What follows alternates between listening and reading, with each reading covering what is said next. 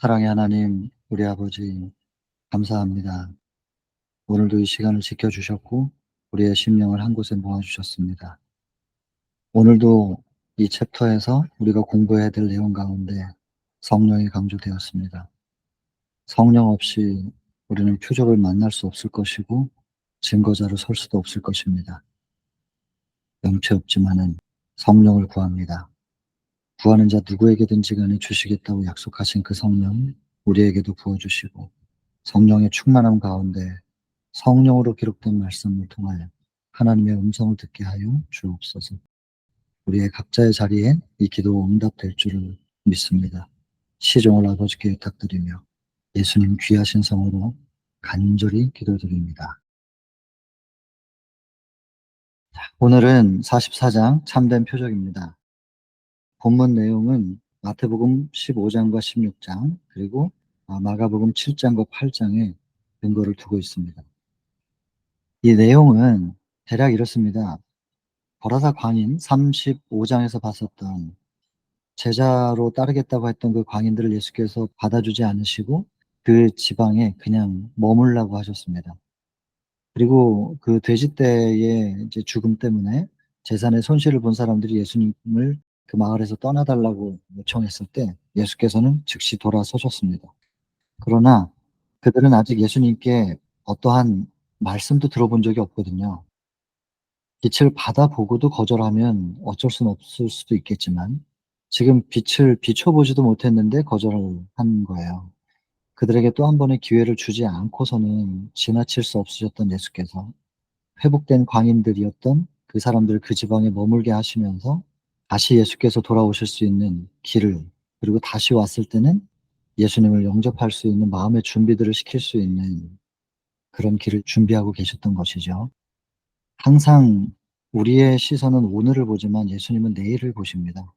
물론 과거, 현재, 그리고 미래까지 같이 보시는 분이긴 하지만은 우리가 헤아릴 수 없는 세계가 있기 때문에 헤아릴 수 없는 시간이 있고, 예수께서 그렇게 지금 도저히 납득되지 않는 시간을 살게 하신다 할지라도 훗날 분명히 미래의 어느 시점에서 오늘 이 발걸음의 이유를 분명히 하나님께서 깨닫게 하실 것입니다.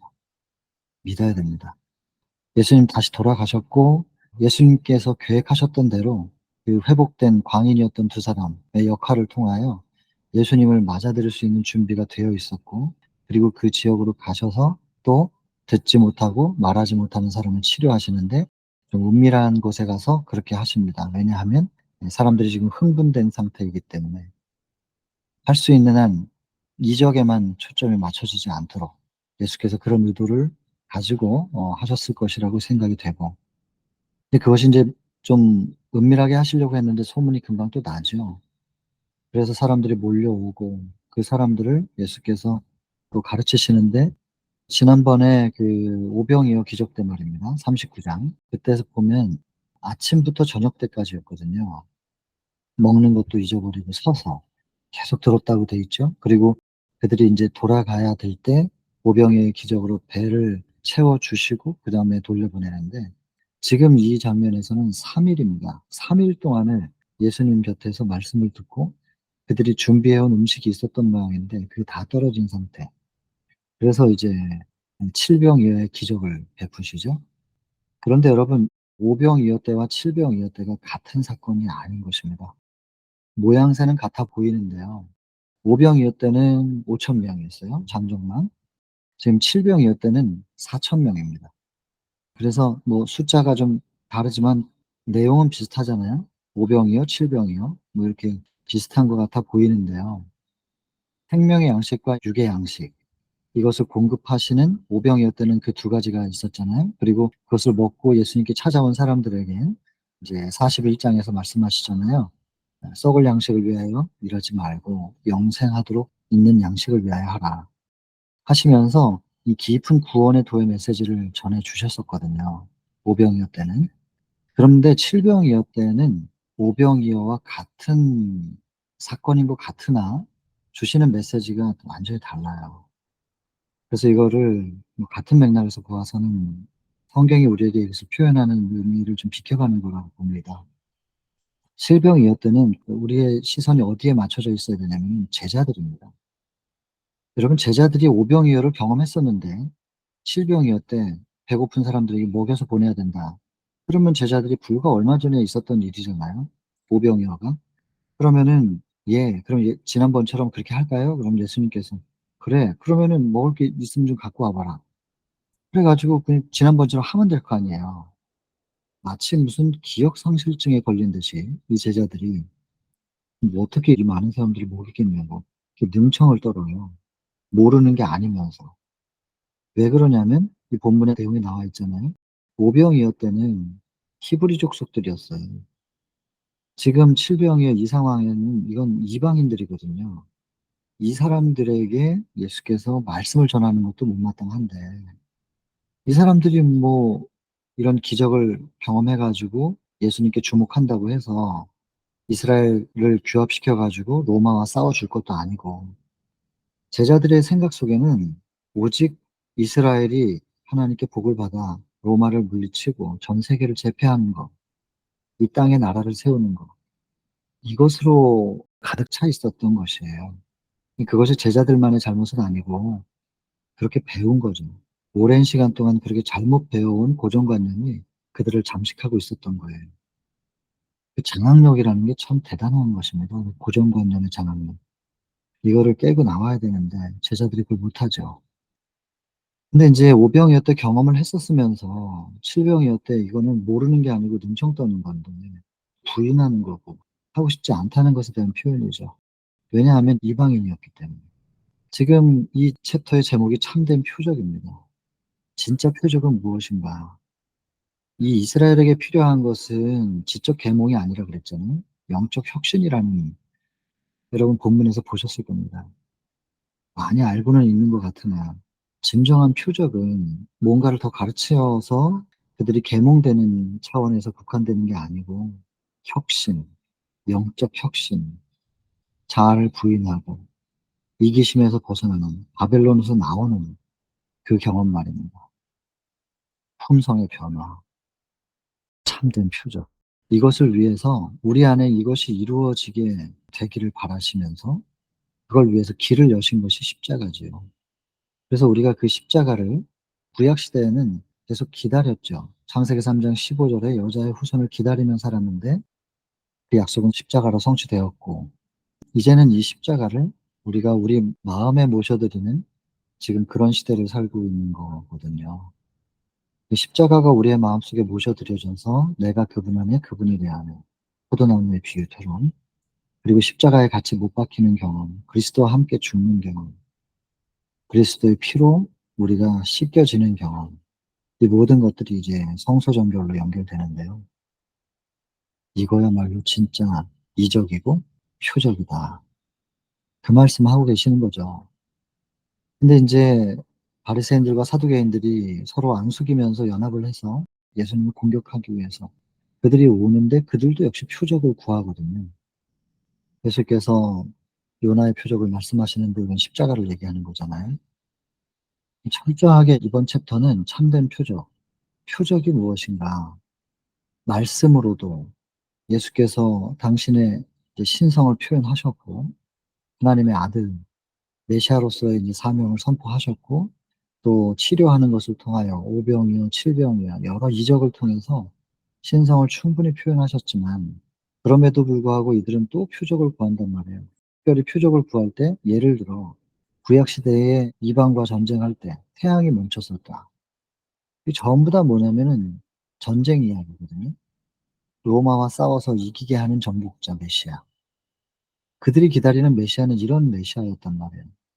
사단에게 점령되어서 감점되어 있는 상태, 지배받고 있는 그런 상태에서 우리 심령의 독립을 하는 하나님의 나라를 세우는 사단의 나라에서 그거를 뒤집고 하나님의 나라를 회복하는 심령의 마음의 천국이 세워지는 이것이 예수님의 사명이신데 이 사람들은 끊임없이 로마를 공격해서 그들을 내쫓고 이스라엘이 전 세계를 제패하는 이것을 계속해서 꿈꾸는 이 차이를 우리가 또 한 번 보게 되는 것입니다. 그러니까 표적을 구한다는 게 과거 전쟁 당시에 이스라엘을 이기게 하셨던 하나님, 그런 표적을 보여달라고 구하는 것이죠. 예수께서 참된 표적은 품성의 변화이다. 그 말씀을 하시고, 그리고 제자들에게는 누룩을 조심하라. 그 누룩이라는 게 무엇이냐? 당시 지도자들이 가지고 있었던, 또 그것이 지도자들이, 그러니까 백성들까지도 그 모습을 보고 그렇게 물들어 있는 철저한 선민사상, 교만, 특권의식. 이게 다 뭐냐면 우리를 영화롭게 하겠다니, 자기를 높이겠다고 하는 거, 전부 이기심이지요. 그런데 이것이 누룩처럼 모양은 예수님의 제자로서 예수님 곁에 있지만 속은, 겉모양은 예수님의 제자인데 속에서는 이 제자들 간에서도 누가 더 크냐 한단 말이에요. 나중에 이제 48장 보면 나옵니다. 누가 가장 크냐. 주의 나라가 세워졌을 때 누가 더 1등 공신이고 누가 더 큰 자리를 차지할 것인가에 대해서 제자들이 12명이 끊임없이 견제하고 자기들끼리 판단하고 경쟁합니다. 겉모양은 예수님의 제자인데 그 속에 자기가 더 주목받아야 되고 자기가 더 높여져야 된다는 생각, 자기가 더 대접받아야 된다. 이런 생각이 끊임없이 자리하고 있었거든요. 근데 그런 이기심 하나가 누룩처럼 딱 들어오면 심령 전체를 물들여 버린다는 거예요. 작은 이기심 하나가 심령 전체에 영향을 주어서 끝내는 그리스도의 품성 회복이라는 게 사랑이고, 그것은 이타인데 점적인 이타가 우리의 심령을 물들이지 못하게 하는, 방해하는 요소가 되는 거죠. 그게 뭐냐면 이기심이란 말이에요. 바리새인들이 가르치는 게 다 그런 거예요. 이스라엘이 가장 높아져야 된다. 전 세계를 제패해야 된다. 이런 것이 국가적인 목표가 개개인에게도 영향을 주어서 내가 높아져야지. 내가 항상 나중심적인 이기심.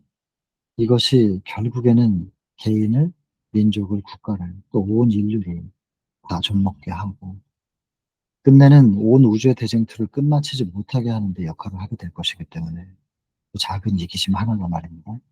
그래서 예수님께서 그것을 경계하라고 말씀하시는 것이죠. 진정한 표적이 무엇인가?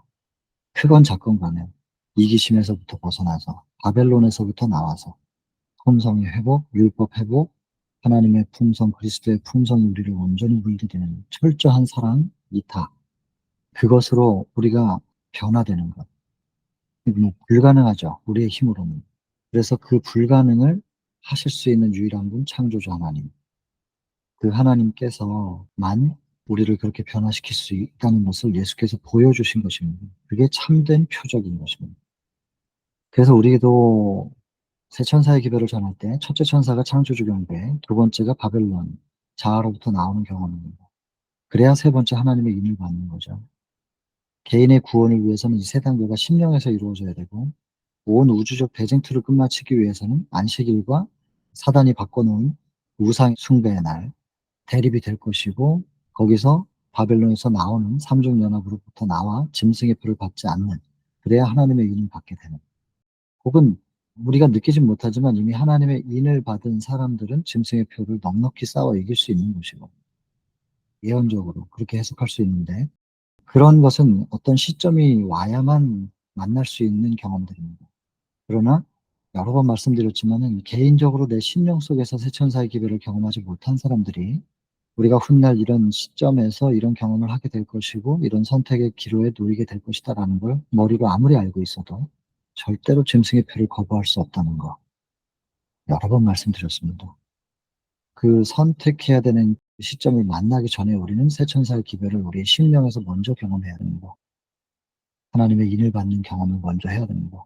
이런 내용들을 전혀 모르는 사람들은 무의식적으로 특별히 이런 기별에 대한 의식 없이 짐승의 표를 받을 수 있으나, 그렇게 모르고 짐승의 표를 받은 사람들에게는 기회가 다시 주어집니다. 그러나 알고도 짐승의 표를 받은 사람들에게는 더 이상의 기회는 없습니다.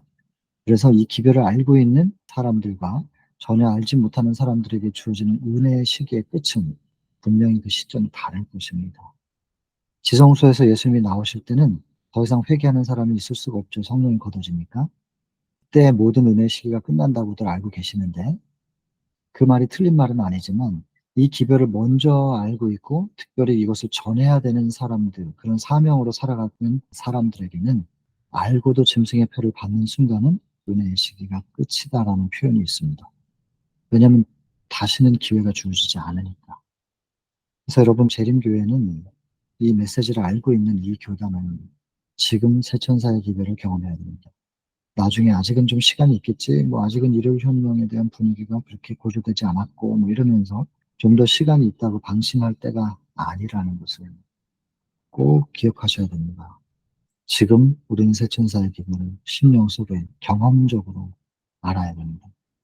그리고 하나님의 인침이 지금 이루어지고 있기 때문에 하나님의 인은 하나님을 닮은 사람들에게 처지니까 우리가 신앙을 하는 유일한 목적이 어쩌면 그리스도의 품성이 회복이어야 될 거예요. 초대교회처럼.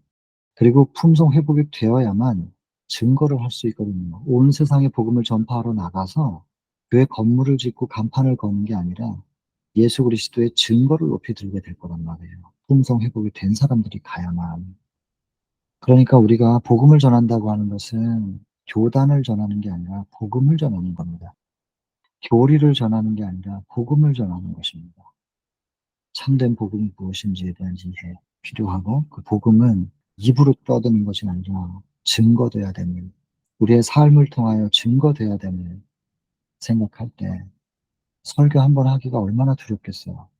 나는 아직 증거자가 되지 못하는데, 내 품성은 이 모양인데. 그래서 참으로 두려움과 떨림이 아무리 설교를 많이 해도 편안해지질 않는 것입니다. 설교의 자리에서. 자격이 없는데. 그럼에도 불구하고 세우시니 그럼 나머지 자격 없는 그 부분은 무엇으로 채우겠습니까? 그건? 성령께서 채우셔야 되기 때문에 성령을 간구하는 기도를 목숨처럼 매달려 기도하지 않고서는 한 번의 설교도 할 수가 없는 것이지요. 쉽게 쉽게 설교 자리에 설 수가 없는 것입니다. 증거해야 되니까. 여러분, 우리는 은혜의 시기 가운데 아직은 있습니다. 너무너무나 중요한 시간입니다. 새천사의 기별이 우리의 심령에서 경험되어지고 하나님의 인받는 인침을 지금 받아야 될 때입니다. 참된 표적이 우리 안에서 일어나야 될 때입니다.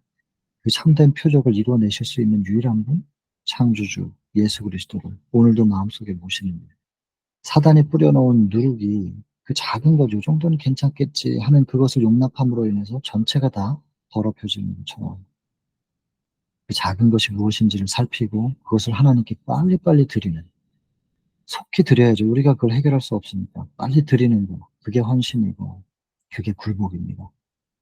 그럼 우리가 그걸 지금 해야 될 때에 드리고, 그리고 나는 다 드렸으니 이제는 하나님 책임입니다 라고, 다 드리는 것밖에 내가 할 수 있는 게 없는데 그 다음은 이제 하나님 책임이다, 되든 안 되든 하나님 책임지시라고, 이러면서 매달려야 될 때입니다. 참된 표적.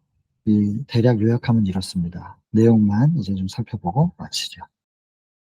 말씀드린 것처럼 이전 지역에 가서 이제 보라사 광인 돼지떼 이거 보시면 옛날 그 상황이 기억이 나시죠. 그 다음에 그 지역에서 치료의 기적을 열리라 하면서 베푸시고, 그리고 이방인들이었지만 이렇게 열심히 있었어요. 3일 동안이나. 그리고 양식이 떨어지고, 그래서 이제 제자들에게 먹을 걸 좀 주어서 배불리 해서 보냈으면 좋겠다 하는데 제자들이 등청 떨죠. 이유는 유대인과 이방인, 이교도. 유대인은 먹이고 싶었는데 이방인과 이교도는 먹이고 싶지 않은 제자들의 변화되지 못한, 예수님 곁에 이렇게 오래 있었음에도 불구하고 변화되지 못하는 이 제자들의 심령을 보여줍니다. 초점은 여기에 두셔야 됩니다. 그 다음은 바리새인들과 사두개인들, 이제 지도자들의 이제 심령을 비추는 거죠. 제자들은 극히 평범한 사람들이었거든요. 이스라엘의 그 평범한 사람들 속에 있는 이 정서, 이것이 지도자들에게 책임이 있습니다. 그래서 바리새인들과 사두개인들의 마음도 비추고 제자들의 마음도 비추는 겁니다. 그들이 가지고 있는 그 교만이 무엇인가? 권의식과 선민 사상. 물론 선민 사상이 뭐 잘못됐다는 게 아니라 정말로 하나님의 백성이다, 선민. 그 선택된 백성이라면 사명도 기억을 했었어야 될 거 아니겠어요? 그래서만 2장 선택된 백성에서 나오잖아요. 선택된 백성에게 하나님께서 주신 사명이 무엇인지. 그런데 그 사명은 다 놓치고 오직 정복만 하려고 하는 특권 의식만 가지고 있고 교만함, 자존심, 모든 교리를 망라해서 완벽하게 가지고 있다는 마지막 교회, 라오디게아 교회, 제7안식 예수 재림교회 다 특권의식만 갖고 있어서는 안 될 겁니다. 하나님께서 빛을 주신 이유는 전하라고 주신 것이기 때문에 이웃에 대한 전도, 하나님께서 인도하시는 해외 선교, 어떻게든 복음 전도에 모든 에너지를 다 써야 되는 거거든요. 이 선택받은 백성들은. 이스라엘은 전하지 않았기 때문에 고여있는 물이 썩는 것처럼 이스라엘은 썩었어요. 제7안실 예수 재림교회가 전도하지 않는다면, 선교하지 않는다면 과거 이스라엘과 무엇이 다를까요? 사명을 놓쳤던 이스라엘처럼 우리 재림교회에게는 분명히 사명이 있습니다. 여러분 사도행적에서 우리가 공부할 때 보셨지만 오순절 챕터, 오순절에 성령이 임하신 것은 이유가 있었습니다. 예수께서 하늘에서 성소에 입성하시고 성소봉사, 중보사역을 시작하셨다는 것에 대한 사인으로 이 땅에 성령을 보내주셨다고 기록되어 있습니다. 하늘의 성소에서 일어나는 일을 이 땅의 교회가 모르기를 원치 않으셨다. 이렇게 적혀 있거든요. 그게 초대교회의 탄생이에요. 예수님이 성소 봉사를 시작하시면서 중보 사역을 시작하실 때 초대교회를 세우셨어요. 그래서 이 초대교회는 성소 바깥에서 성령의 인도하심을 받아 성소 뜰로 들어가서 번제단을 붙이고 물두멍을 거쳐가지고 성소까지, 성소에서 들어가자마자 제일 앞에는 분향단, 오른쪽에 떡상, 왼쪽에 촛대. 분향단은 기도, 오른쪽은 생명의 양식 말씀, 왼쪽에는 그 말씀이 우리 속에서 역사하여서 발산되는 그리스도의 의, 성도의 착한 행실, 그것입니다. 이거를 우리가 육적으로 적용한다면 분향단은 호흡, 육의 호흡인 것처럼 영의 호흡인 거죠. 그 다음에 떡상, 육이 양식을 먹어야 되는 것처럼 영의 양식인 것이고, 그리고 왼쪽에 빛을 발산하는 것은 운동입니다. 육이 운동해야 되는 것처럼 영도 운동을 해야 되는데 그것은 사랑의 봉사라고 그랬습니다. 숨 쉬고 밥 먹고 운동하면 건강합니다. 숨 잘 쉬고 밥 잘 먹고 물 잘 마시고 운동하면 건강한 것처럼 우리의 영도, 기도와 영의 호흡인 기도와 양식인 말씀, 그리고 사랑의 봉사인 운동하면 건강한 거예요. 이거 전하는 것이 초대교회의 사명이었습니다. 그래서 더 이상은 성전에 양을 끌고 가서 죽여가지고 피를 흘리고 이거 안 해도 된다. 이제는 중보 사역하고 계신 예수님께 직접 우리는 우리의 죄를 드리면 되는 것이다. 이거 전하는 것이 초대교회가 전해야 될 사명이었고, 1844년 10월 22일 2300주의 끝에 성소가 정결함을 받는다는 다니엘서 9장 그 메시지는 예수께서 지성소 사역을 시작하셨다는 것이거든요. 그러니까 성소 봉사 시작하실 때 하늘의 성소 사역이 시작되는 것을 이 땅의 교회가 모르기를 원치 않으셨던 그 하나님께서, 예수께서 하늘에서 지성소 사역 시작하실 때 이 땅의 교회가 그것을 모르기를 바라지 않으셨거든요. 그래서 성소 봉사 시작하실 때 그 메시지를 전하게 하기 위하여 초대교회를 세우신 것처럼 지성소 봉사 시작하실 때 그 메시지를 이 땅에 전파하게 하기 위하여 재림교회를 세우신 겁니다. 그러니 재림교회는 무슨 사명이 있을까요?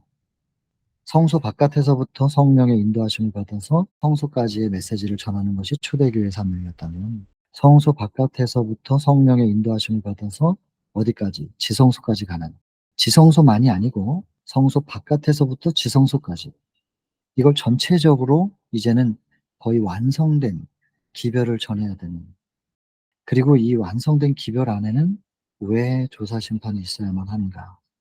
야곱의 환란은 무슨 의미인가? 야곱의 환란을 통하여 무엇을 증명하고 싶으셨던 것인가? 그리고 지구와 인류의 구원과만 관계가 있는 것이 아니라 온 우주의 대쟁틀을 끝낼, 사단을 완전히 결박해서 묶어둘 수 있게 하는, 이 야곱의 환란을 거치는 사람들이 증명해내는 것을 통하여 사단이 결박을 받게 되는, 온 우주의 대쟁틀을 끝마칠 수 있는, 그래서 개인의 구원으로 국한될 수 없고 인류의 구원, 지구의 구원으로 국한될 수 없는 온 우주적인 대쟁투를 끝마치는 그 역할을 해낼 마지막 남은 자손. 이 사람들은 제가 지금 언급된 이런 키워드들에 대해서 그것이 담고 있는 기별을 이해해야 되는 것입니다. 개인의 구원을 위해서는 여러분 예수 바라보기 그럼 끝납니다. 구원 받을 수 있습니다. 개인으로는. 그러나 온 우주의 대쟁투를 끝내야 되거든요. 하나님은. 우리 개개인을 구원하시기를 원하시는 하나님이시면서 동시에 하늘에서 시작된 우주의 전쟁, 하늘 전쟁을 이젠 끝을 내야 됩니다. 온 우주에서 죄가 더 이상은 여지가 없게끔. 물론 선택의 자유의 의지는 여전히 허락하시겠지만, 그러나 어떤 선택의 자유를 가진 존재도 이제는 죄라고 하는 것을 너무나 분명히 보았기 때문에 그것에 대하여 선택할 수 없는 상태가 아니라 선택하지 않을 수 있는 그런 상태를 만드신, 온 우주의 대쟁투를 종식시키는 것이 하나님의 목적이란 말이에요. 그러면 우리가 개인의 구원만을 생각한다면 굳이 그런 기별의 세세한 부분까지는 몰라도 되겠지만, 남은 자손은 야곱의 환란을 거치고 그들에게 부여된 사명을 완수했을 때 온 우주의 대쟁투를 끝마칠 수 있는, 하나님께서 그 엄청난 사명을 그 남은 자손에게 부여하신 거거든요. 그 남은 자손을 만들어낼 수 있는 메시지를 이 교단에게 준 겁니다. 제7안식을 예수 재림교회에게. 엄청난 기별입니다. 이걸 이해하고 그 비전을 가지고 그 사명을 받아들인 사람들에게 하나님께서 쭉 끌고 가시다가 남은 무리가 되거든요. 나간 무리가 아니에요. 남은 무리지. 다 떨어져요. 그걸 붙잡고 있는 사람들만 남고 그렇지 않은 사람들은 다 떨어진다 그랬어요. 끝까지 남은 그 사람들을, 또 그 사람들 가운데서 일찍 잠재우는 분도 계시지만 하나님께서 끝까지 살아있게 하셔가지고 예수님의 재림을 눈으로 직접 보게 할 사람들, 그들은 다 야곱의 환란을 거쳐야 되는데 그 야곱의 환란을 통하여 우주의 대쟁투를 끝마칠 수 있단 말이에요. 이게 무슨 의미인지를, 근데 너무 어렵게 생각하실까 봐 이걸 하나하나 말씀드리기가 좀 부담스러움이 있지만, 다시 말씀드리자면 개인의 구원을 위해서라면 굳이 이런 내용들을 다 몰라도 구원받는 것은 무리가 없을 것입니다. 모르고도 지금 잠들어 계신 분들도 계시니까 괜찮아요. 그러나 나만 구원받는다고 끝나는 게 아니거든요. 하나님은 우주의 대쟁투를 끝을 내셔야 되거든요. 그걸 위해서는 이 시점에서 살아가고 있는, 이 말세에 살아가고 있는 사람들은 이 메시지, 특별히 1844년 이후 살아가는 사람들, 그리고 이 교회, 지성소 사역을 시작하시면서 세우신 이 교회 사람들은 이 기별을 좀 이해해야 되는 것입니다. 그게 이 교단에게 주어진 사명입니다. 근데 지금 너무 말씀과 멀어져 있는 상태란 말이에요. 잘 안 봐요. 이런 얘기하면 골치 아파하고, 이건 정말 안타까운 일이죠. 그리고 엉뚱한 것만 생각한단 말이야. 세상에서 어떻게 뭐 로마를 물리치고, 이스라엘이 그렇게 생각했던 것처럼 이 땅에다가 뭘 어떻게 세워보려고 하는, 이 땅에서 이단 소리를 안 듣겠다고, 우리는 끝까지 이단 소리 듣게 될 거예요. 끝까지 핍박받을 거예요. 야곱의 환란 때까지. 이게 이 교단이 짊어져야 될 숙명 같은 거예요. 나중에 엄청나게 보상하실 거거든요. 그러니까 그 핍박을 물론 자초할 필요는 없지만 피하려고 굳이 그렇게 애를 써야 되는 건가. 어차피 당할 일인데. 그러면 이 땅에서 우리가 대접받으려고 하는 생각은 버려야 됩니다. 그렇게 살으라고 이 교단을 세운 게 아니에요. 지성소 사역을 시작하시면서 이 교단에게 기별을 주셨고 그 기별을 통하여 우주적 대쟁투를 끝마치려고 하는 하나님의 계획이 있으시단 말이에요. 이 사명을 이해해야 되는 거. 우리 교단에게 어떤 사명이 주어져 있는가. 저도 이렇게 말하면서 제 자신에게 말씀을 제가 들으라고 하는 거거든요. 성령께서 저한테도 주신 말씀이라고 생각하고, 종종 말씀드리지만 제가 아무 원고가 없습니다. 그래서 평상시에 말씀 보고 묵상했던 내용들을 하나님께서 그때그때 떠오르게 해주시는데 그게 저한테 하시는 말씀이라고 저는 생각하거든요. 저도 정신을 차려야 되고, 혹시 여러분들 가운데서도 여러분들의 마음에 와닿으시면 꼭 좀 붙드시길 바랍니다. 자, 어쨌든 제자들의 이 한계는 지도자들의 한계였습니다. 지도자들로부터 그렇게 배웠기 때문에 제자들이 여기서 벗어나질 못하는 거예요. 그래서 그냥 능청 떨어요. 어디서 떡을 구해가지고 이 사람들, 이 많은 사람들 배부르게 할 수 있냐고. 이게 말이에요? 얼마 전에 봤으면서. 어떻게 이렇게 말을 할 수가 있어요, 이거. 저 같으면 벌써 화를 냈겠죠? 버럭하고. 예수님을 인내하신단 말이에요. 불과 얼마 전에 봤으면서. 어떻게 이렇게 말을 할까요? 이들 속에 자리 잡고 있는 이방인들을 배척하는 마음은 뭐냐면 선민사상, 특권의식, 교만, 타민족 멸시하고 심령의 장벽, 43장이 뭐예요? 장벽이 무너진, 바로 전장에서 보여줬는데도 불구하고 전혀 회개하지 않아요. 자기들 속에 어떤 죄가 자리 잡고 있는지에 대해서 인정하지 않고 주님께로 드리지 않아요. 그러니까 변화되지가 않죠. 변화되지 않는 품성.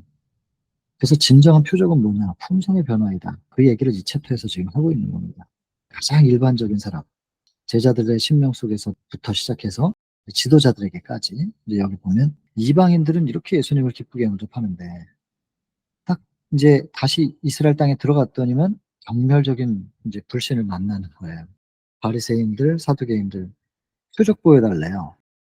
이 사람들이 이제 서로 앙숙인데 이 둘이 공동의 목표를 가지고 서로 연합을 해요. 악과 악이 동맹을 하는 거예요.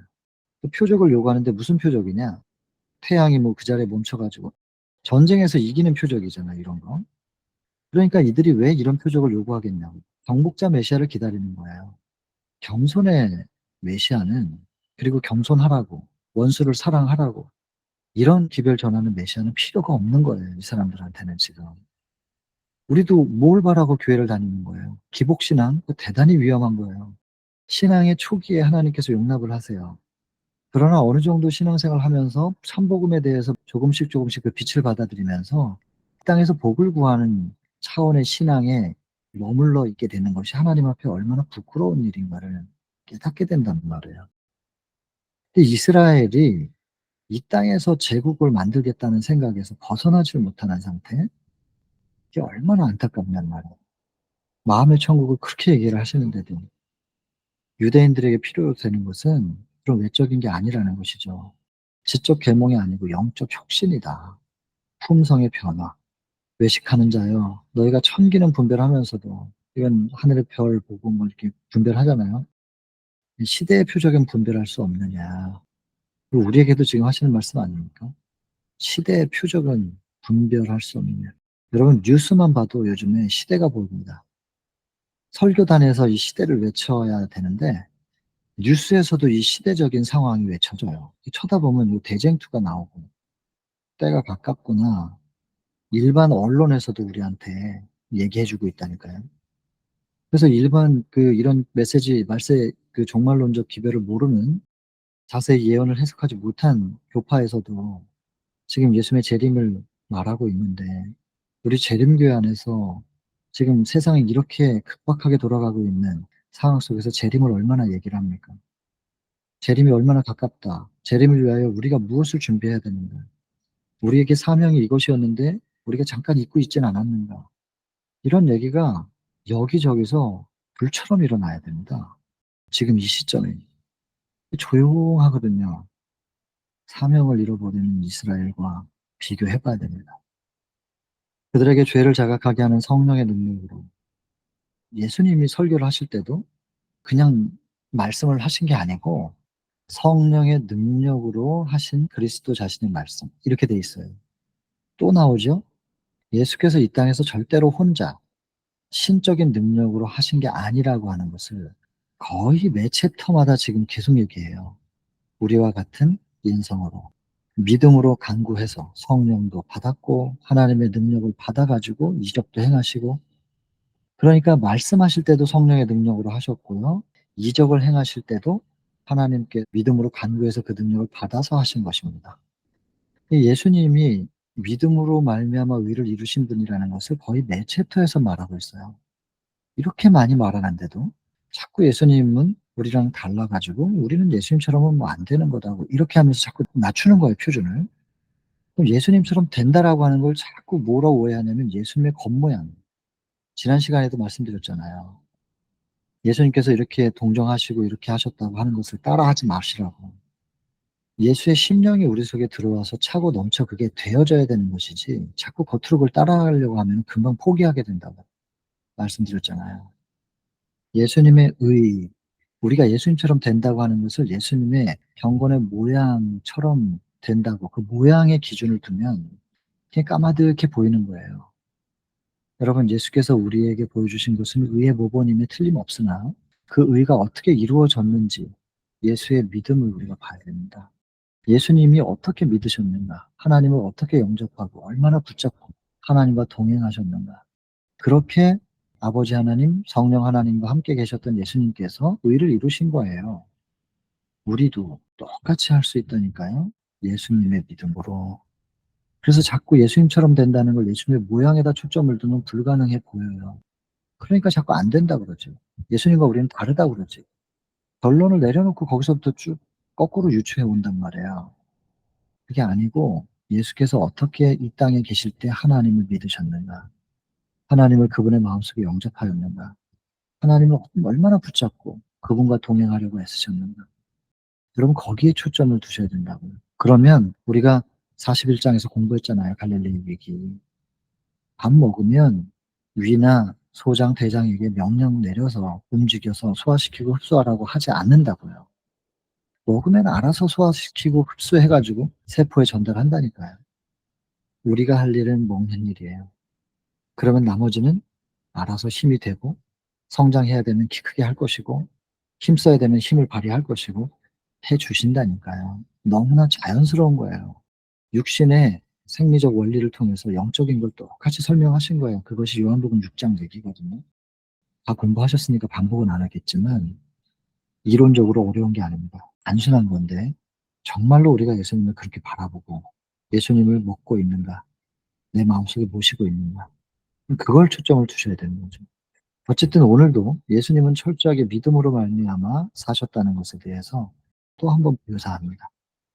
계속 거듭거듭 얘기하고 있는 거예요. 예수님이 이런 분이셨다고, 이렇게 사셨다고, 이렇게 의를 이루셨다고, 할 수 있다고, 너희도 할 수 있다. 이 말씀을 지금 하시는 거거든요. 그게 시대소망 1장이잖아요. 인간이 하나님의 율법의 교훈에 순종하는 것은 불가능하다라고 사단이 말했다는 거예요. 사단이. 읽어보셔요. 다 보셨지만 다시 한번 확인해 보세요. 사단이 그 말을 했어요. 그리고 그 사단의 기만을 폭로하기 위하여 예수께서 이 땅에 오셔서 인성으로서는 그분이 취하신 우리와 같은 인성으로서는 율법의 교훈에 온전히 순종하는 모본을 보여주셨고 그분의 신성으로서는 하나님의 아들 신성의 능력으로서는 인간이 예수님의 모본을 따라 하나님의 율법의 교훈을 순종하려고 따라 시도할 때 그것이 이루어질 수 있도록 능력을 공급하셨다. 이렇게 돼 있단 말이에요. 기록이 그렇게 돼 있다고요. 제가 주장하는 게 아니에요. 그때부터 시대소망 1장에 그렇게 선포를 해놓고 매 챕터마다 예수님은 이렇게 믿음으로 받아서 한 것이라고 이렇게 많이 강조하고 있는데 왜 안 된다는 거예요 도대체? 안 믿으니까 안 되는 거지. 여러분 믿고 맡겨볼 일입니다. 이루시는 분은 그분이시니까. 이런 표적들, 직접적인 표적 다 주셨어요. 그런데도 불구하고 마지막 표적. 이거는 곧 거듭남에 대한 얘기입니다. 니느웨 사람 이런 이방인들도 그것을 받아들였었는데 요나의 전도 자체가 표적인 것처럼 그리스도의 전도는 역시 그 전도 자체가 표적이었다. 왜냐하면 하늘을 다 버리고 이 땅에 오셔서 철저한 섬김으로 전도하시다가 십자가까지 더 이상 낮아질 수가 없어요. 예수께서 뭘 보여주신 걸까요? 하나님의 품성이, 하나님의 사랑이 이렇다고 보여주신 거예요. 표적이에요. 신이 십자가에서. 이게 마지막 보여주신 표적입니다. 가장 크고. 우리에게 일어나야 될 표적은 이기적인 우리가, 나를 높이고자 하는 우리가, 인간이 끝내 십자가를 우리의 마음에 새겨 예수님처럼 낮은 곳으로 임하여 섬기는 형제를 위하여 심지어는 자기 목숨까지 내어줄 수 있는 그 자리까지 그 기꺼이 되어진 그 자리까지 재창조를 받는 거 말입니다. 이 진짜 표적이라는 거예요. 더 뭐 어떤 표적을 더 구하냐는 거죠. 그것이 곧 마음의 천국이거든요. 마음의 천국이 회복된 하나님의 품성이 회복된 그거야말로 진정한 표적이 아니겠느냐. 이것이 바리새인들에게는 모욕이었대요. 정반대니까. 바리새인들이 천하게 여기는 사람들을 예수께서 고쳐주시거든요. 그들을 품으시고. 그러니까 그런 예수님의 모습을 보면서 백성들이 예수님께 주목할 수밖에 없잖아요. 그러니까 바리새인들에게는 하나의 질책이 되는 거예요. 하나님의 대리자라고 서 있는 너희들. 정말로 하나님께서 그렇게 하라고 가르치시더냐? 질책받는 거죠. 그러니까 모욕이에요. 그러니까 적대시할 수밖에 없죠. 가장 큰 증거는 품성. 하나님의 사업 행하셨고 사랑으로 하나님의 사업 행하셨잖아요. 고치고 섬기고 그리고 말씀 전하신 거 이것이 가장 큰 이적이다. 뭘 더 바라겠냔 말이에요. 어떤 이적을 우리가 바라겠냔 말이에요.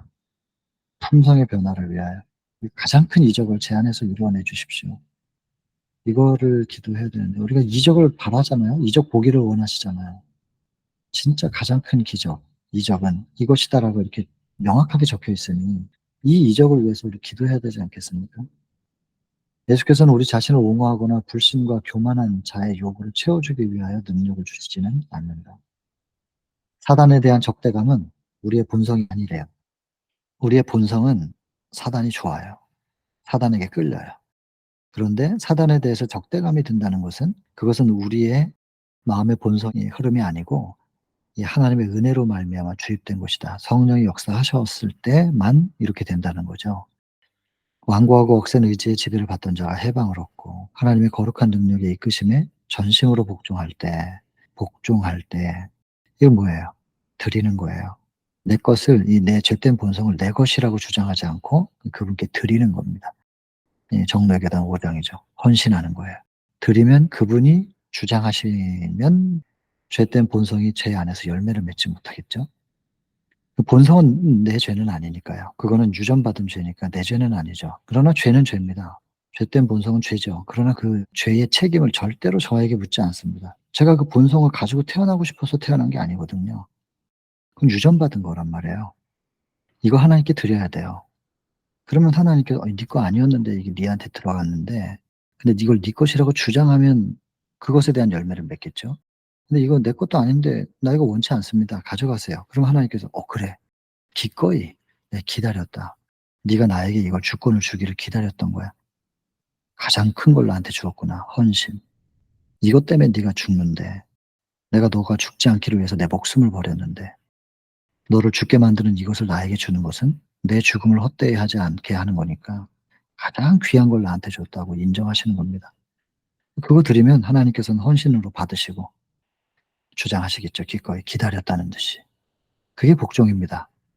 내 거 드리는 거. 내 거라고 주장하지 않고 드리는 거. 복종. 그래서 이렇게 악하던 사람들이 완고하고 억센 의지의 지배를 받던 사단의 지배를 받던 자들이 이렇게 복종할 때 기적이 이루어지는 것이다. 드려야 기적이 일어나요. 드려야. 내 것이라고 주장하면 기적은 안 일어나죠. 그냥 자연스러운 열매가 맺혀지겠지만 드리면 그분이 그것을 장악하시면 그때부터는 그리스도의 의의 열매가 맺혀지지 않겠어요? 그게 기적이죠. 강력한 미혹을 당하였던 사람이 도덕적 진리를 깨닫게 되는 때에도 그러하다. 전부 다 이게 사람이 변화되는 게 기적이라는 것입니다. 이 성경절 너무너무 중요합니다. 에스겔 36장 26절 또 새 영을 너희 속에 두고 새 마음을 너희에게 주시겠다. 든 마음을 제하고 부드러운 마음을 줄 것이며 이 뒤에 이어서 나오죠. 그분이 해 주시는 겁니다. 그래서 히브리 12장 2절이 그런 거죠. 믿음의 주요 온전케 하시는 이인 예수를 바라보자. 우리가 온전케 될 수가 없고 온전케 우리를 해 주시는 분에 의해서 우리는 온전케 되는 겁니다. 그것이 이루어지려면 믿음의 주, 믿음이어야 되거든요. 근데 믿음조차도 내가 만드는 게 아니라 믿음의 주인께서 믿음을 주시는 거죠. 그러니까 우리는 믿음의 주인이신 그분을 바라보고 우리를 온전케 해주시는 그분을 바라보는 일이 일단 우리의 일이고 그분이 주시는 믿음 딱 붙잡고 있는 게 우리의 일입니다. 그 다음은 그분들이 알아서 하실 일이에요. 이걸 경험해야 된다는 거죠. 인간의 마음에 일어나는 변화, 인간의 품성의 변화는 살아계신 구주께서 영혼을 구하시려고 역사하고 계심을 보여주는 기적이다. 변화가 일어나는 건 내 힘으로 되는 게 아니니까 구주께서 지금 뭔가를 하고 계시구나. 내 안에서 움직이고 계신다. 성령을 통하여 움직이고 계시는구나. 이걸 스스로가 느낄 수 있는 거잖아요. 이게 기적이라니까요, 이게. 그리스도 안에서의 언행일체생은 하나님의 큰 이적이다. 말씀을 전함에 있어서 하나님 말씀을 전할 때도 마찬가지죠. 지금 그리고 항상 나타나야 할 표적이 있다는 거예요. 그게 뭐냐면 성령의 임재. 성령의 임재는 개심시키는 능력으로 역사하는 거죠. 그래서 성령의 임재를 간절히 구하는 사람들의 복음 전파에는 그 심령을 개심시키는 능력이 전달될 겁니다. 그래서 복음의 진수를 회복이라고 그러잖아요. 회복. 변화되는 거예요. 원래 모습으로. 이것이 곧 하나님께서 당신의 아들의 거룩한 사명에 대하여 세상에 제시하시는 증거이다. 거룩한 사명은 무언가요? 예수 그리스도의 사명은 성소 정결을 통하여 구원의 선물을 우리 속에 채우는 것.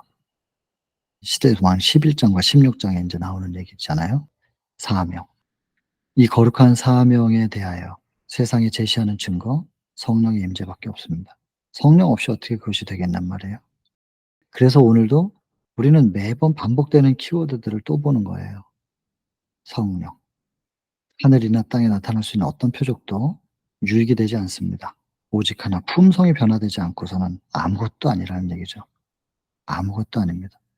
그리고는 누룩을 주의하라. 여러분이 뭐 빵 만들어 보신 분들은 아실 텐데 부풀리는 거 말이에요. 그래야 빵이 부드럽고 맛있잖아요. 근데 바리새인들과 사두개인들의 교활한 이 논법, 교활하다고 표현했어요. 이거 사단에게 적용되는 표현인데 이 교활한 논법으로 자꾸 민족주의적인 신앙을 하게 해요. 그래 가지고 우리 민족이 선민인데 우리 민족이 전 세계를 지금 로마가 제국화해서 전 세계를 지배하는 것처럼 우리 민족이 그렇게 돼야 돼. 그래야 온 세상이 복받아. 민족을 높이면서 복음이랑 섞어 가지고 인제 전하는 건데요.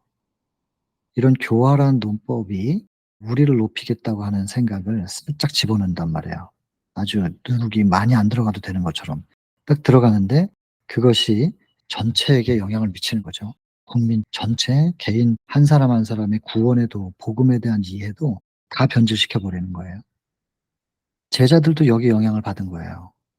그래서 그리스도의 사업을 경하게 여기게 할 위험. 이방인들에게 이렇게 밥 먹이는 이런 거 말입니다. 이 뭐 대수로운 일이냔 말이에요. 이방인 대중 고프면 어떻다고.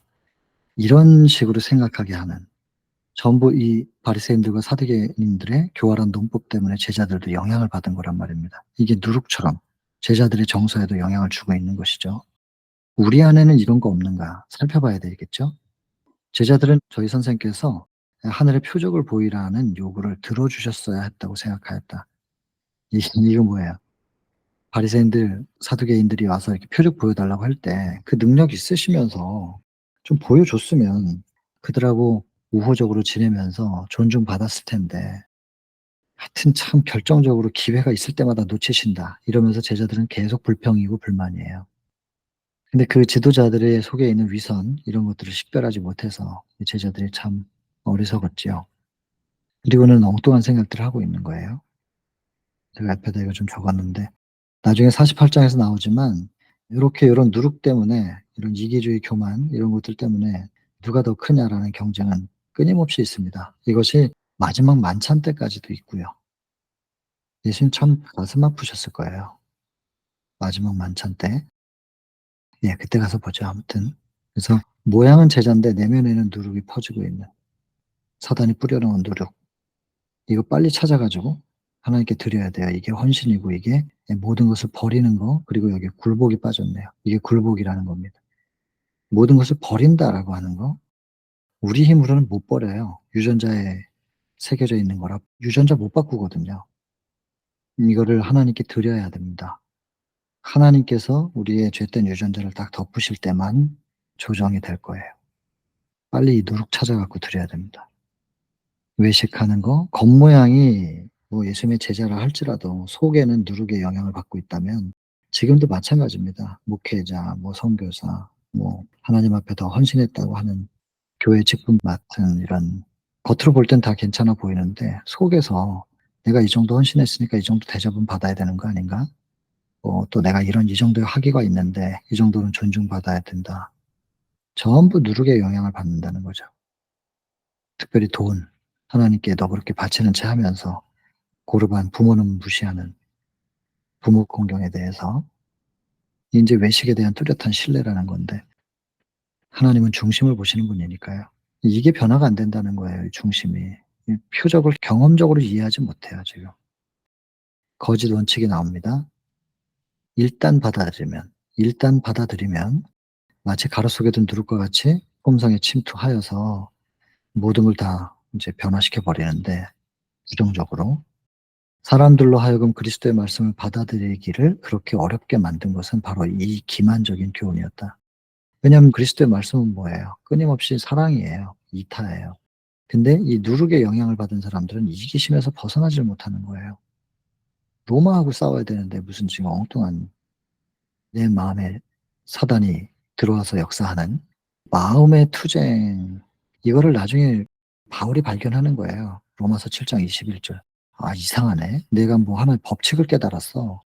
율법의 의를 향해서 갈망하는 내 마음에서 또 다른 힘이 작용을 해서 싸우고 있다. 이걸 바울이 고백을 하잖아요. 발견했다고. 로마서 7장 21절 나중에 확인해 보세요. 그런 거예요. 그 싸움을 지금 얘기하고 있는 거고 그 싸움에서 이겨 마음의 천국을 회복하는 사단의 나라를 뒤집고 하나님의 나라를 세우는 게 우리 심령 속에서 이루어져야 되는 건데 예수님이 그거 말씀하시면은 엉뚱한 얘기 한다는 거죠. 지금 로마하고 싸워야 되는데 무슨 얘기하고 있는 거냐 이런 식인 거죠.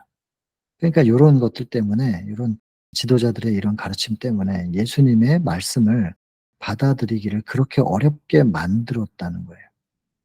그런 기만적인 교훈을 사단이 미리 다 뿌려놨다는 거야. 사단이 영리하거든요. 정말 영리하거든요. 오늘날도. 항상 이렇게 해놓고선 딱 오늘날 우리에게 적용시키잖아요. 오늘날은 이런 누룩의 영향을 안 받겠는가. 사단이 미리 뿌려놓은 지금 바리새인들과 사두개인들이 백성들을 가르칠 때 하나님의 이름으로 가르쳤어요. 구약 성경 가르쳤잖아요.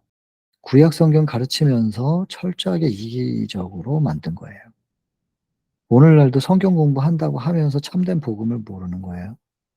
성경 공부하면 할수록 낮아져야 되고 섬길 수 있게 돼야 되고 이해해야 되고 용서할 수 있게 되어져야 되는데 성경 공부는 성경 공부고 여전히 미운 사람은 미운 거고 여전히 경쟁은 경쟁이고 여전히 교회 중요한 직분은 내가 맡아야 된다는 거죠. 그게 중요한 직분이 다 봉사직인데 섬김의 직분 자리이고 그거를 이제 대접을 받으려고 한다든지 이게 복음적이지가 않잖아요. 정반대로 간다니까요, 이게. 근데 과거 이스라엘이 그렇게 가르쳤다는 거예요. 오늘날은 어떠냐 이거죠. 여기 지금 이렇게 적혀 있잖아요. 오늘날은 어떠냐. 보라는 거죠. 바리새인들의 외식은 이기주의다. 딱 나오잖아요. 자신을 영화롭게 하는 것이 그들의 생애의 목적이었다. 봉사직이 아니에요. 섬김의 자리에 올라가서 봉사하는 그 직분이 아니고 존중받고 싶은 거예요. 이기적인 자기중심적이죠. 그리스도의 제자들까지도 이 교활한 악을 품게 될 위험이 있었다. 정서적으로 영향을 받았겠죠. 자신을 예수의 제자로 분류하면서도 이거 중요한 표현이에요. 제자라고 하면서도 그런다니까요. 성직자라고 하면서도 그의 제자가 되기 위하여 모든 것을 버리지 않은 자들은 버리다. 이런 것들 좀 버린다는 게 뭐냐 그러면 그다음에 예수의 제자라고 분류하면서 바리새인들의 논증에 크게 영향을 받았다. 누가 나를 선교사로 불러주든 목사라고 불러주든 그건 내 겉모양이고 직함이고 내 속에서 누룩의 영향을 받고 있느냐 없느냐. 영향을 받지 않으려면 누룩 없는 사람이 어디 있어요. 죄된 본성이 다 있는데 이거 하나님 앞에 빨리 드리라는 얘기거든요. 이거 맡겨드리라고 그 얘기잖아요. 제자들도 겉으로 보기에는 이 겉이에요. 겉. 이거 외식이죠. 예수를 위하여 모든 것을 버린 것처럼 보였으나 마음속으로는 자신을 위하여 큰 것을 추구하기를 그치지 않았다. 주의 나라가 임하면 누가 더 큰 자리 차지할 거냐. 이건 철저하게 본성을 버리지 않은 하나님께 맡겨드리지 않은 모습이잖아요. 누가 더 큰지에 대하여 분쟁을 일으키는 것은 바로 이 정신이었다. 누룩. 누룩을 그 작용하는 대로 놓아둔다면 부패와 쇠퇴를 일으키는 것처럼 이기심을 마음에 품으면 요거 하나님 앞에 빨리 드리지 않으면 심령을 더럽히고 멸망시키는 작용을 하는 것이다. 작은 것 같잖아요, 이거. 큰 거 아닌 것 같은데 이 하나 때문에 전체가 다 물듭니다. 빨리 드려야 되겠죠? 오늘날 우리 주를 따르는 자들 중에 이 교활하고 기만적인 죄가 얼마나 편만에 있는가. 우리 주를 따르는 자들 중에 말입니다. 주를 따르는 자들 중에. 봉사와 우리 상호 간의 교제가 자기를 높이려는 은밀한 욕망. 이거 사람들 만나고 교제하고 하는데도 그 속에 무슨 마음이 있냐. 자기를 높이려는 은밀한 욕망. 이 욕망 때문에 진정 하나님께서 아름다게 보셔야 될 이 교인들 간의 봉사와 상호 간의 교제가 얼마나 자주 손상을 받느냐 그 말입니다. 그리고 봉사하는 것도 얼마나 자기만족으로 하느냐. 제가 너무나 깊이 회개했던 부분이거든요. 선교지에서 정말 행복했어요. 근데 한국에 오는 사람들 정말 고생한대요, 저보고. 아닌데 선교지 정말로 행복하고 좋았는데. 그러니까는 선교지에서도 행복하고 좋은데 한국 오면 고생했다고 또 챙겨주시고 이게 나중에 시간이 지나면서 선교를 주의 영광을 위해서 하는 건지 내가 좋기 위해서 하는 건지 자기 만족? 그냥 복음으로 행복한 것까지만 해도 그래도 괜찮았는데 실적 좋다고 누가 칭찬하고 자꾸 이렇게 소문나고 이러면은 자기만족으로 선교사의 이름을 쓰고 살 수 있는 위험이 충분히 있더라고요. 얼마나 자기만족에 대한 생각을 하고 사람에게 인정받기를 갈망하는가. 이게 참 인정하지 않을 수 없는 표현들입니다. 적나라한 저 자신을 비춰주는 자기에 대한 사랑. 삼가 바리새인들 누룩주의하라. 다시 한번 반복합니다. 그리스도의 종교는 성실 바로 그것이다. 하나님의 영광을 위한 열성은 성령으로 말미암아 신기어진 동기이며 성령의 효과적인 역사하심만이 이 동기를 불어넣을 수 있다. 또 성령이죠. 성령. 계속해서 성령. 오직 하나님의 능력만이, 이것도 성령이잖아요. 이기심과 외식을 쫓아낼 수 있다. 우리 힘으로는 안 된다는 거예요. 이 변화가 하나님의 역사하시는 표적이다. 이기심과 외식, 이런 마음들이 변화되는 것이 하나님이 역사하고 계시다는 증거이다는 거죠. 표적이다. 그 역사는 성령을 통해서 하십니다. 그리스도의 생애의 주제가 무엇이냐? 이것이 또 우리의 생애의 주제가 돼야 되는데, 그것은 곧 뭐냐면 하나님께 영광, 아버지의 이름을 영광스럽게, 이것이 우리의 삶의 목적이 돼야 된다는 것이죠. 하나님께 영광이 된다. 여러분, 자녀가 잘 되면 부모님이 영광 받습니다. 결국에는 하나님께서 영광 받으신다는 얘기는 우리가 잘 된다는 뜻이죠. 그의 행하시는 대로 행하라고 명령하시는 바, 우리가 그의 계명을 지키면 이로써 우리가 저를 아는 줄로 알 것이다. 여러분, 여기서 이제 마지막 결론이 이렇게 내려지는데, 행하라. 이거 항상 걸림이 되는 부분이잖아요. 근데 여러분, 행해야 돼요. 예수께서 행하신 대로 행하라. 예수께서 뭘 어떻게 하셨는데요? 예수께서 믿으셨잖아요. 하나님을. 아무리 늦게 주무셔서 피곤해도 새벽 미명에 일어나시면 하루의 시작하는 지점에서는 항상 하나님 아버지 매달리고 붙잡고, 그리고 하나님께로부터 오늘 하루의 일과 계획을 다 듣고 받으신 다음에 움직이시고, 그리고 그 하나님의 계획대로 움직이실 때도 하나님과 함께 동행하시고, 그렇게 하신 거예요. 그렇게 했더니 그의 걸음걸음마다 의의 열매가 맺히더라. 그럼 우리가 그의 행하시는 대로 행하라 그러면 의의 열매를 맺힐 수 있도록 의지를 발동시키라는 쪽으로 이해를 하면 이게 사단의 말이라는 거예요. 그렇게 이해하면 사단이 그렇게 말하는 거예요. 걸음걸음마다 예수께서 맺히신 의의 열매대로 우리도 그런 열매 맺힐 수 있도록 내 의지를 발동시켜서 노력해야 되겠구나. 되냐고요, 그게. 그의 행하시는 대로 행하라 그러면 먼저 그의 걸음마다 맺힌 의의 열매가 맺혀지기 전에 먼저 그분이 뭘 하셨는가, 하나님을 어떻게 믿었는지를 보셔야 된다니까요. 예수께서 행하신 대로 우리가 그렇게 믿어드려야 돼요. 예수님을. 그렇게 되면 우리 안에 계신 그분께서 계명을 지켜주시겠지요. 우리가 붙드는 거예요. 붙드는 거. 우리가 그 계명을 꼭 붙잡고 있는 거예요. 그러면 우리가 저를 아는 줄로 알 것이다. 하나님을 안다. 하나님과의 관계가 있다는 뜻이죠. 알다라는 뜻은 관계가 있는 것입니다.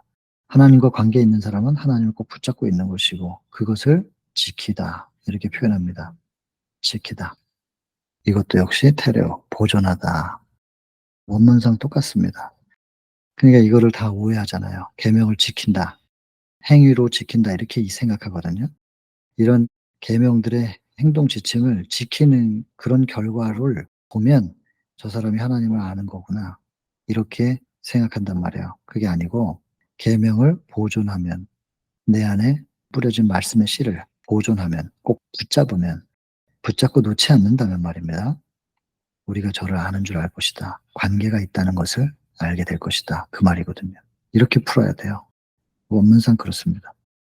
자, 여러분, 참된 표적은 무엇인가 충분히 반복했으니까 아실 테고, 이 참된 표적이 우리 안에서 일어나려면 우리가 계명을 지켜야 됩니다. 우리 안에 뿌려진 말씀의 씨를 꼭 붙잡고 있어야 된다는 뜻입니다. 꼭 붙잡고 있으면 그 말씀의 씨가 싹이 틀 겁니다. 그리고 왜냐하면 성령의 비를 맞으니까, 그리고 의의 태양 되신 예수님이 햇빛을 공급하시니까 이 씨가 발아해서 싹이 트는 겁니다. 그리고 자라면 열매를 맺게 되는 것이죠. 그분들이 하실 거예요. 의의 태양이신 예수께서, 비 대신 성령께서 물 공급하시고 햇빛 주셔가지고 열매 맺게 하실 것입니다. 우리는 지키면 됩니다. 말씀을 꼭 붙잡고 있으면 됩니다. 다시 표현하면 먹으면 됩니다. 밥 먹으면 힘이 생기는 겁니다. 우리가 할 일은 거기까지예요. 그러면 행하라는 건 뭐냐? 지키라는 걸 행하면 돼요. 계명을 지키라고 한 대로 행하면 돼요. 계명을 지킨다는 것은 붙잡는 거, 영접하는 거, 믿는 거야. 그러니까 예수께서 말씀하셨잖아요. 하나님의 일이 뭡니까? 그랬더니 하나님께서 보내신 자를 믿는 것이 하나님의 일이다. 우리는 그것만 하면 된다니까요. 그게 계명을 지킨다는 뜻이에요. 그게 그의 행하신 대로 행한다는 거예요. 우리는 그거 하면 돼요. 우리는 우리의 일을 하고 하나님은 하나님의 일을 이루실 테니까. 여러분, 이 일들이 이루어져서 우리 안에 표적을 경험할 수 있게 되면 좋겠습니다. 오늘도 여기까지만 하고 마치겠습니다.